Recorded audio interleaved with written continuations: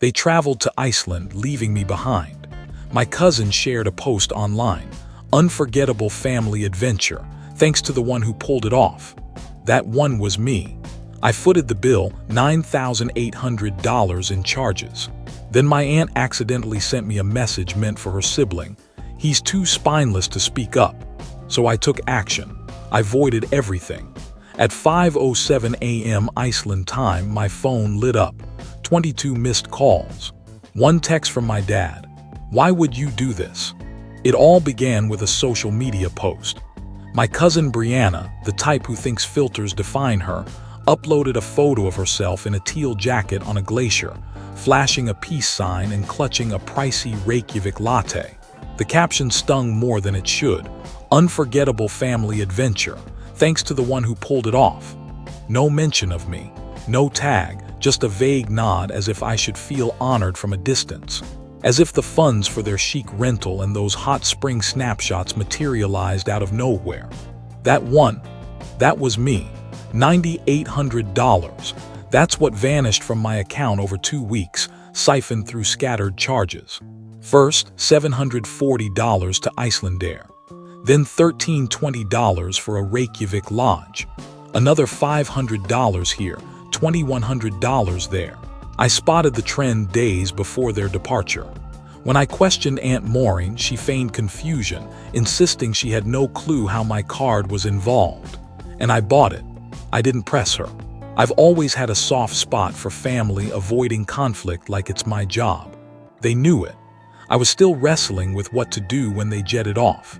My parents, 2 aunts, Uncle Jim, Brianna, her sister Kaylee, and even my younger brother Josh. 9 people. 9 people on a family getaway I wasn't invited to. I wasn't even informed about. I only learned of it when my supervisor sent me a leave request I never filed. I handle payroll. I know how to trace a transaction. They were careless enough to think I wouldn't notice. But the post wasn't what pushed me over the edge. It was a text. Late that night, as I glared at my banking app, Aunt Maureen messaged me, likely meant for her sister. "He's too spineless to speak up." That was it. No explanation, no remorse, just a jab like I was some pitiful cash machine with a pulse. Maybe I had been until then. So I did what they didn't see coming. I contacted my bank. I flagged every unauthorized charge, filed a fraud claim, and had them halt any pending transactions. I even had the bank reach out to Icelandair and the lodge. Then I went further. I emailed the rental car agency, the tour companies, even the Blue Lagoon. Anything tied to my name was scrapped. By 5:07 a.m. Iceland time, my phone vibrated on my nightstand. I was already awake. 22 missed calls. Dad called 7 times. Aunt Maureen 5. Brianna 4. Mom twice. The rest were a mix, including unfamiliar Icelandic numbers, likely the lodge verifying the cancellation. Then came Dad's text. "Why would you do this?" All caps. No questions. No attempt to talk, just blame like I'd sabotaged their dream trip. I didn't respond. I made toast, switched off my phone, and waited. I knew this was just the beginning.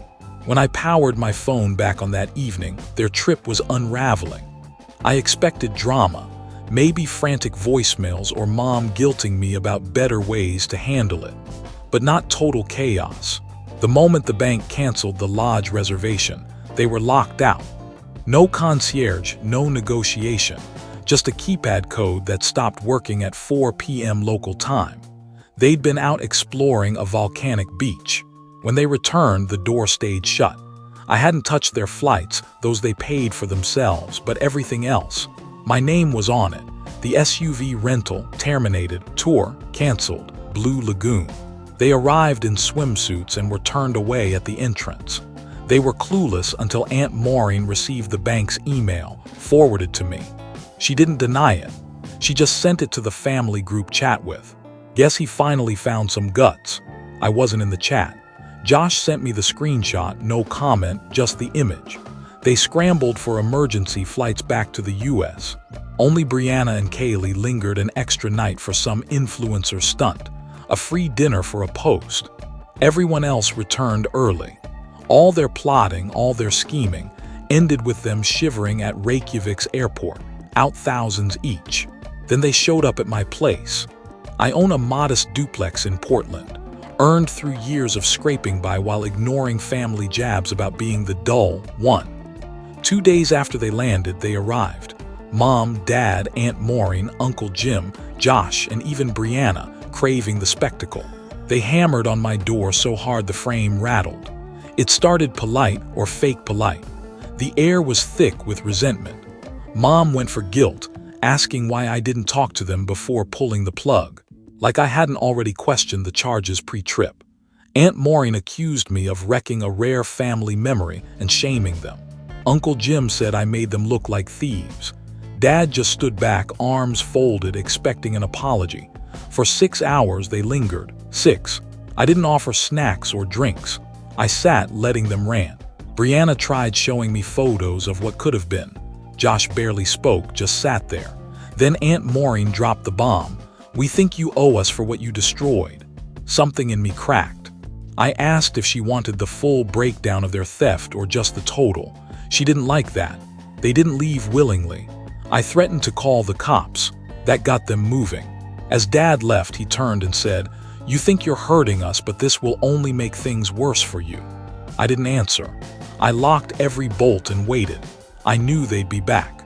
I figured after 6 hours of berating me in my own home, they'd feel some remorse, stay away, reflect. They didn't.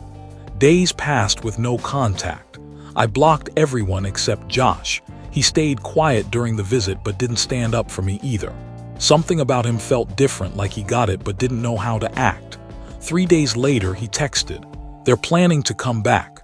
No details, no heads up on when. That Saturday they did.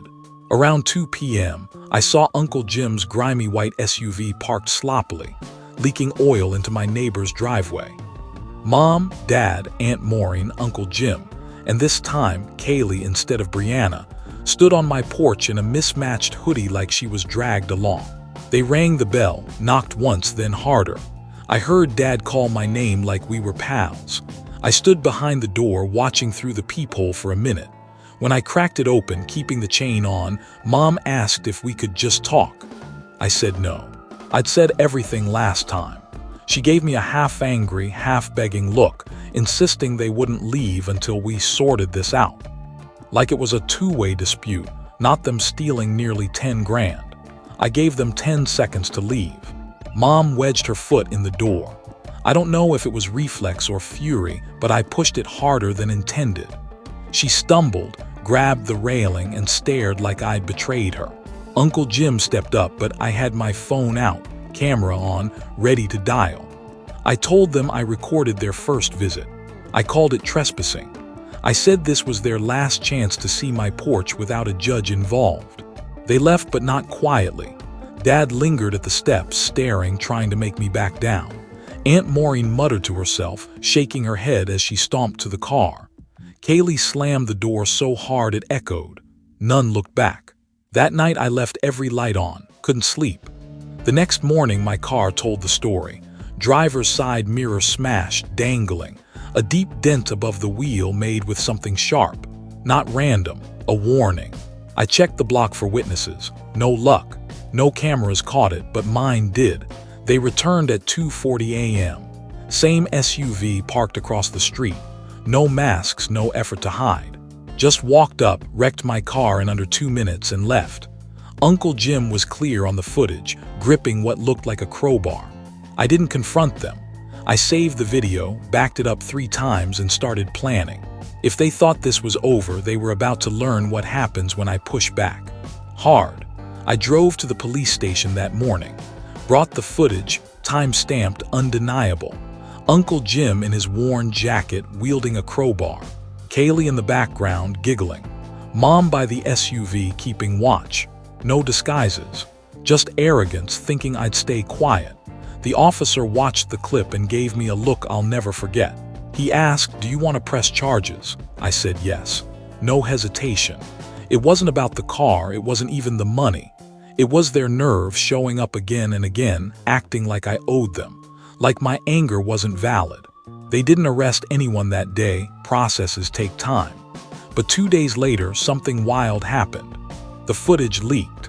I only shared it with the police and kept a copy at home, but it surfaced on a local forum titled, "Family Wrecks Son's Car After Iceland Scam." Hundreds of comments by lunch. I didn't post it.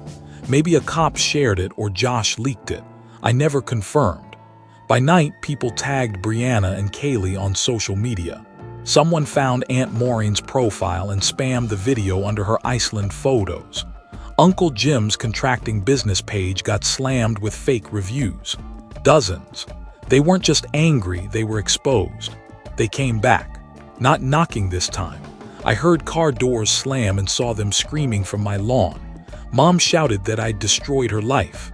Aunt Maureen sobbed, calling me an online villain. Dad threatened a lawsuit. Uncle Jim claimed I faked the video. I didn't open the door. I stood behind it, dialed 911 loud enough for them to hear, and watched them scatter before the police arrived. That night, Josh showed up. Alone. He looked drained. Said he was crashing with a friend, done with them. I let him in without a word. Then he dropped a bomb. They didn't just take money. Aunt Maureen had accessed my travel rewards, 190,000 points I'd saved for years. Gone. Used for flight upgrades, premium tour, the luxury moments they flaunted online. Not just cash, they'd hacked my accounts. Josh handed me a USB with screenshots. I didn't ask how he got them. He didn't say. That's when I saw it wasn't a one-off, it was deliberate. Now I had evidence. This wasn't revenge anymore. It was a fight. By morning, the story had exploded. The forum post went viral. Small-time streamers stitched clips with the leaked video, Brianna's vacation posts, and old complaints about Uncle Jim's shady work. I didn't fuel it, but I didn't stop it.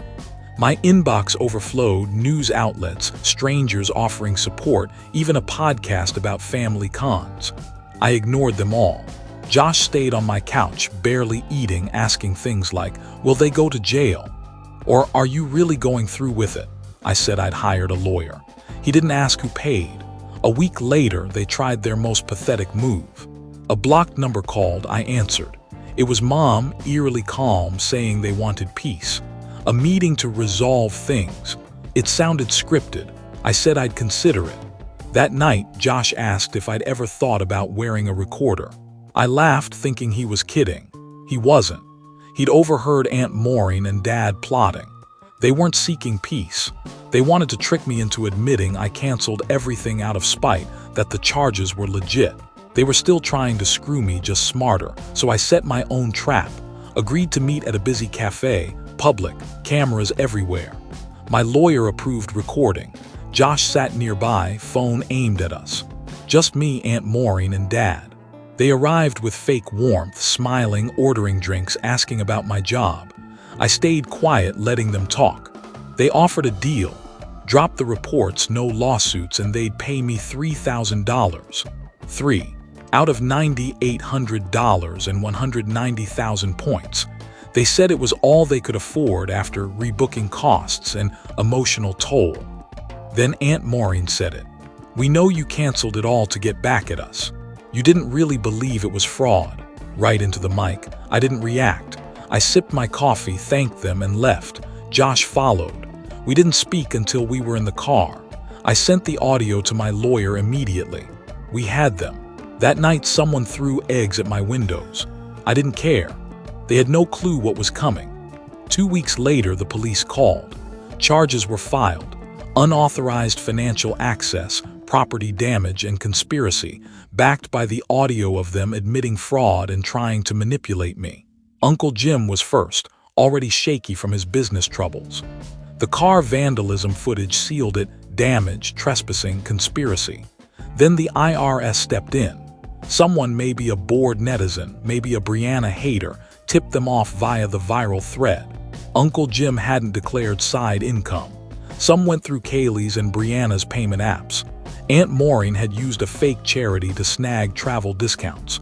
The trip wasn't just theft, it was part of a scheme. Fraud, tax dodging, misused funds. A federal agent visited. No drama, just a woman in a plain suit asking for my screenshots, recordings, and Josh's USB. I handed them over. They wanted to talk to Josh. I left that to him. When subpoenas hit, my family collapsed. Brianna deleted her online presence. Uncle Jim paused his business. Aunt Maureen's social media vanished. Mom and Dad, silent. Josh got his own place with savings and friends' help, saying he needed space. He told me he was proud I didn't fold, the first in our family to stand up. I gave him a spare key, just in case. I recovered most of the $9,800 through the fraud claim and a civil suit. They didn't fight once the criminal case began. My points were restored with the evidence. I didn't just ruin their trip. I dismantled the game they thought they could play forever. For once, I wasn't begging for a seat at their table. I built my own and locked the door. 5 months later, things settled. Lawsuits progressed, money was back, and that family side went quiet. Josh and I stayed close. I could finally exhale. Then a wedding invite arrived. No sender, thick envelope, elegant script. Brianna was getting married in Iceland. Again. Inside was a note that froze me. This event is made possible by the generosity of our dear cousin Ryan. They didn't just invite me, they named me the sponsor. I hadn't given a cent, hadn't spoken to them since the car attack. The RSVP was pre-checked.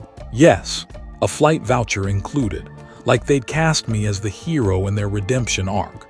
Josh got the same invite, minus the sponsor line.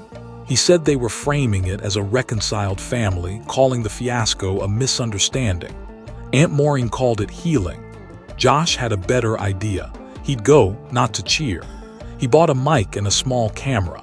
He'll sit through the vows, wait for Brianna's inevitable thanks to Ryan's speech, and stand up. He'll tell the truth, fraud, fake RSVP, vandalism, lawsuits. No shouting, just facts, clear, recorded. When it's done, we'll share it. No theatrics, just evidence. They thought this wedding would erase it all. Instead, it'll be their final reckoning. So, what are your thoughts on this story? Do you agree with what happened, or do you see it differently? Let us know your opinion in the comments. We'd love to hear from you. And if you enjoyed the video, make sure to give it a like, subscribe to the channel, and hit the bell icon so you don't miss any of our upcoming stories. See you in the next one.